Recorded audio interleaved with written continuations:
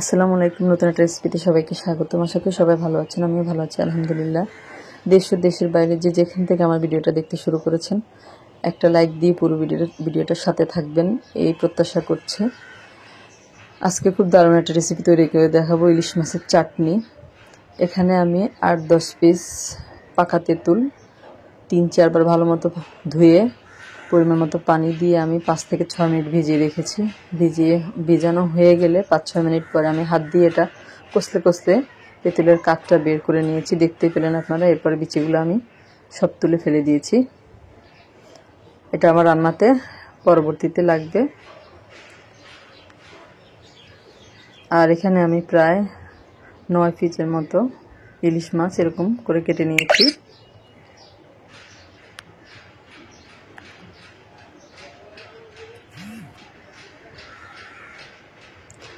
এবার মাছের সাথে আমি প্রথমে লবণ দিয়ে দিব স্বাদ মতো, তারপরে হলুদের গুঁড়ো 1 চা চামচের মতো দিব, এরপরে 1 চা চামচ মরিচের গুঁড়ো দিয়ে এটা হাত দিয়ে ভালো মতো মেখে নেব। আর যারা আমার চ্যানেলে নতুন আজকে প্রথম ভিডিও দেখছেন, যদি ভিডিওটা আপনাদের ভালো লাগে তাহলে আমার চ্যানেলটা সাবস্ক্রাইব করে পাশে থাকা বেল আইকনটা প্রেস করে দিবেন। এতে করে আমি পরবর্তীতে যত ভিডিও দিব তার নোটিফিকেশন সবার আগে আপনাদের কাছে পৌঁছে যাবে।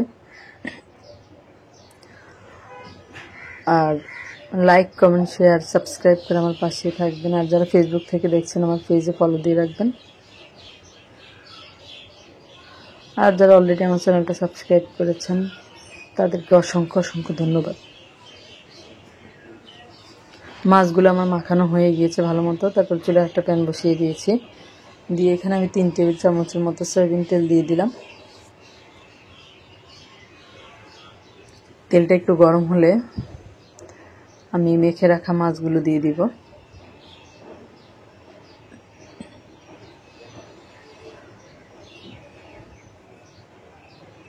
আমার তেলটা এখনো ভালো মতো গরম হয়নি। মাছগুলো দিয়ে আমি উল্টে পাল্টে 4 থেকে 5 মিনিট ভেজে নেব।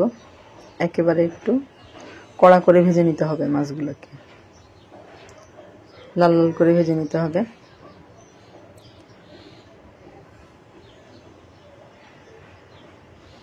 একটা পাশ হয়ে গেলে আরেকটা পাশ উল্টিয়ে দেব। এই রান্নাটা কিন্তু অনেক মজা, খুব মজা হয়, টক ঝাল মিষ্টি একটা রেসিপি, খুবই ভালো লাগে খেতে। ভাত পোলাও সাথে খেতে কিন্তু খুবই ভালো লাগে। এই যে মাছগুলোকে আমি একবারে কড়া করে ভেজে নিয়েছি। মাছ থেকে কিন্তু অনেক তেল বের হয়েছে। তারপরে মাছ ভাজা হয়ে গেলে এক পাশে রেখে দিয়েছি। চুলে আরেকটা প্যান বসিয়ে দিয়ে এখানে আমি 2 টেবিল চামচের মতো সয়াবিন তেল দিয়ে দিলাম। আর এখানে আমি 1 চা চামচের মতো সাদা সরিষা দিয়ে দিব। সাদা সরিষা ফোড়ন দিব আর কি।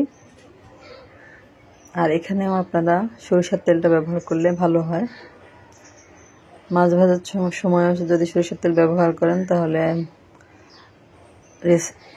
রেজাল্টটা মানে টেস্টটা আরও বেশি ভালো আসবে। পুরো রান্নাটা যদি সরিষার তেল দিয়ে করেন সেক্ষেত্রে টেস্ট খুব ভালো আসবে। তারপরে সরিষা যখন ফোড়ন চলে আসবে তখন আমি সেই তেঁতুলের কাঠটা দিয়ে দিব। তেঁতুলের কাঠ দেওয়া হয়ে গেলে এখানে আমি 1/2 চা চামচের মতো হলুদের গুঁড়া দিয়ে দিলাম। আর 1 চা চামচ পরিমাণ মরিচের গুঁড়া দিয়েছি। ঝালটা আপনাদের ইচ্ছা মতো, চাইলে আর একটু বাড়িয়েও দিতে পারবেন। যেহেতু এটা টক ঝাল মিষ্টি একটা রেসিপি, খেতে ভালো লাগবে, একটা চটপটা ভাব আসবে।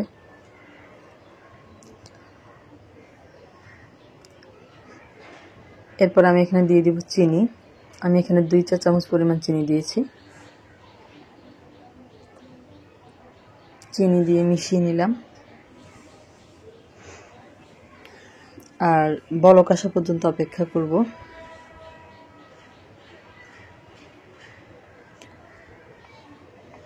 আর দিয়ে দিব সামান্য একটু লবণ, সামান্য বলতে স্বাদ মতো দিয়েছি, যাতে টেস্টের ব্যালেন্সটা ঠিক থাকে। এই যে যখন বলক চলে আসবে তখন আমি ভেজে রাখা মাছগুলো দিয়ে দিব।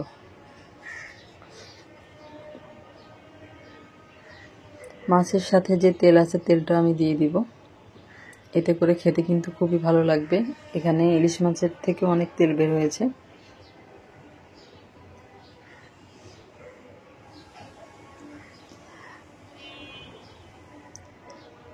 একবারে শেষ পর্যায়ে এসে আমি এখানে 1 চা চামচ পরিমাণ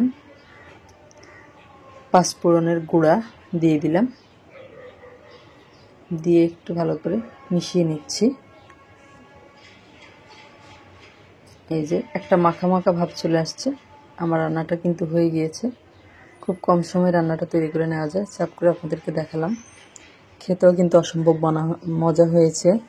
ইলিশ মাছের চাটনি। রেসিপিটা আপনাদের কাছে কেমন লাগলো কমেন্ট করে জানাবেন। সবাই ভালো থাকবেন। আজ এই পর্যন্তই। আল্লাহ হাফেজ।